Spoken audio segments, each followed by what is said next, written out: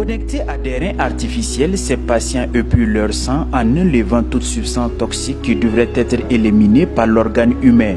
L'exercice dure 4 heures pour chaque malade et pour espérer se brancher à ce générateur d'hémodialyse, il fallait débourser une caution de 500 000 francs CFA.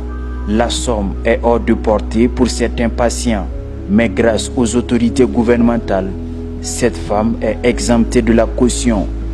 Comme elle, c'est désormais ainsi pour les admis au service d'hémodialyse du CHU Yalgado Ouédraogo. Elle est supprimée et tout est mis en œuvre pour la prise en charge des malades. Nous disons merci au ministère de la Santé. Un grand merci. Grâce à eux, vraiment, on est satisfait et on est content. Sinon, on n'allait pas pouvoir dialyser. Parce que les 500 000 étaient vraiment coûtés chaque année. Donc, d'autres personnes même n'allaient pas survivre, quoi.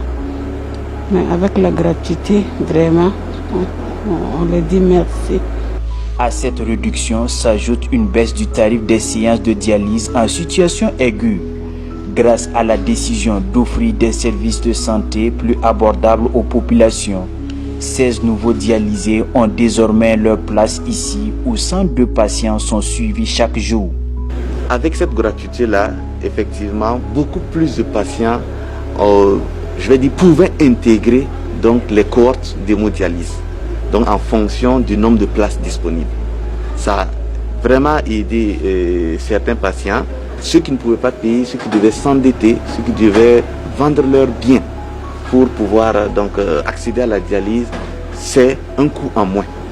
Mais la liste reste là, la liste reste longue, donc les patients, certains patients continuent à attendre. La suspension des frais de dialyse au profit des malades se veut donc une politique pour améliorer l'accès équitable à des services de soins de qualité. Près de 200 000 personnes souffrent de la maladie rénale au Burkina Faso.